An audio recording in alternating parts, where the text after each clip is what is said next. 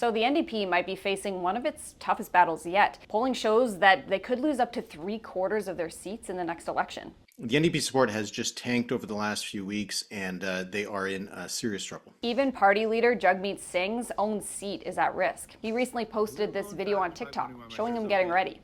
I retie my turban at least once a day, just to get it fresh, to get it a little snug. It's the same sort of way he introduced himself to Canadians when he ran in his first election 5 years ago. But could this approach help his party's campaign this time? Here's what the polls show. CBC's poll tracker aggregates public opinion polling, and the data now suggests NDP support might be under 12%. It has just been a few polls, but if the NDP continues to poll at this level for a steady, consistent amount of time, the NDP could be on track for one of its worst results in at least 30 years. Grenier says part of the challenge for the NDP might be its ties to the Liberals. It kept that minority government afloat in return for social programs like dental care. Those were major NDP policy wins, but they might not be resonating with voters. They haven't been able to take credit for some of the wins that they've been doing. They kept the Liberal Party in power, and only for that reason I wouldn't vote for them. I have over the years voted NDP, but I'm going to vote Liberal because I really think that they need every vote that they can. Part of the challenge for the NDP might be the renewed support for Liberal leader Mark Carney. He could be pulling support away from the NDP.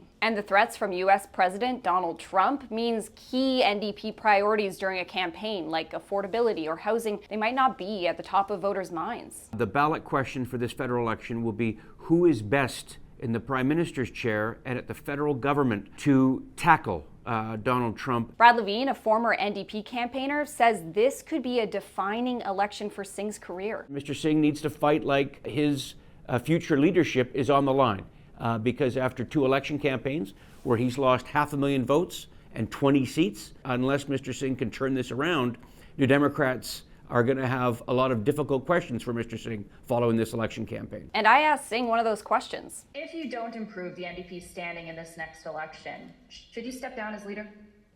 Right now, we're focused on the election in front of us and the important choice that people have. The results of this election could shape the future of the NDP.